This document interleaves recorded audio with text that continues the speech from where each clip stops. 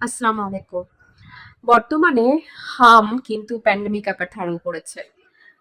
এক আগে কম বেশি হাম দেখা যেত যে সিজনাল যেসব হাম বাচ্চাদের হতো ভাইরাস জনিত কারণে।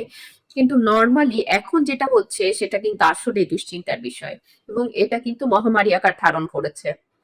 বাংলাদেশে এমন কোনো হসপিটাল নেই যেখানে প্রতিদিন ১০০ থেকে ১৫০ বাচ্চা ভর্তি না হচ্ছে এবং তার মধ্যে কিন্তু মৃত্যুর হারও আশঙ্কাজনকভাবে বাড়ছে।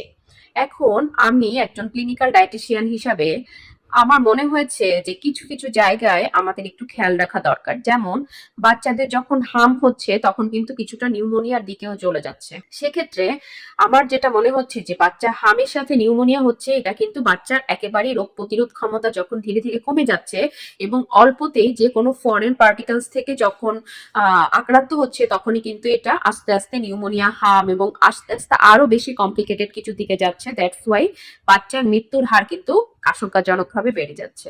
এখন আমাদেরকে যেটা করতে হবে সেটা হচ্ছে যে মনে রাখতে হবে যে কি কি খাবারগুলো ইনক্লুড করলে এই হামের সময় আমরা চিকিৎসার পাশাপাশি সুস্থ থাকতে পারি। বাচ্চাদের জন্য কি কি খাবার সিলেকশন অত্যন্ত জরুরি। সেক্ষেত্রে আমি ক্লিনিক্যাল ডায়েটিশিয়ান হিসাবে মনে করছি যে বাচ্চাদেরকে এই সময় খাবার দিতে হবে একদম সহজপাচ্য। সহজপাচ্য বলতে কোনগুলা বোঝাচ্ছি? নরম এবং সহজে হজম হয়ে যায় এই ধরনের খাবার।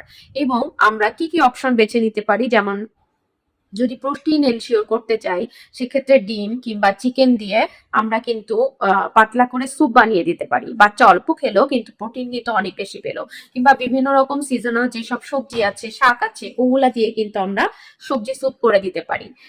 এবার আসি হচ্ছে বাচ্চারা কিন্তু অনেক সময় নর্মাল পানি খেতে চাচ্ছে না, অনেক বেশি জ্বর হচ্ছে ১০৪ ১০৫, সেক্ষেত্রে ডিহাইড্রেশন হয়ে যেতে পারে। এইটার প্রতিকার হিসাবে কিন্তু আমরা বাচ্চাকে ফলের জুস দিতে পারি কিংবা বিভিন্ন রকমের আখের রস, ডাবের পানি। যদিও ডাবের পানি একটু এক্সপেন্সিভ, সেক্ষেত্রে আমরা যারা এফোর্ড করতে পারবো তারা যেন ডাবের পানিটাও সাথে রাখি।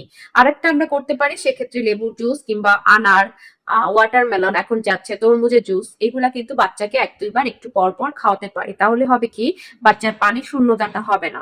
আর আরেকটা অপশন আমরা তৈরি করতে পারি সেটা হচ্ছে যে বাচ্চার বিভিন্ন কালারফুল ফ্রুটস গুলা ইনক্লুড করে, লাইক আনার, ড্রাগন কিংবা কমলা, আঙ্গুর ফল, এইভাবে বিভিন্ন ২-৩ কালারের ফ্রুটস গুলা যদি আমরা ইনক্লুড করে ফ্রুট কাস্টার্ড বানিয়ে দিতে পারি। বাচ্চা অল্প খেলেও কিন্তু এই বিভিন্ন কালারের জন্য বাচ্চার বিভিন্ন ধরনের অ্যান্টিঅক্সিডেন্ট পাবে, যেটা কিন্তু বাচ্চার রোগ প্রতিরোধ ক্ষমতা বাড়াতে সাহায্য করবে। আর যেটা এই মুহূর্তে একেবারেই দেওয়া উচিত না সেটা হচ্ছে অবশ্যই বাহিরের কোনো খাবার, খোলা আকাশের নিচে বিক্রি করা ধুলাবালি, মাছি পড়া এই ধরনের কোনো ফ্রাইড ফুড কিংবা জাঙ্ক ফুড, ফাস্ট ফুড, তাতে কিন্তু বাচ্চার পানির চাহিদা আরো বাড়বে। এতে করে অবশ্যই পানি শূন্যতা হতে পারে।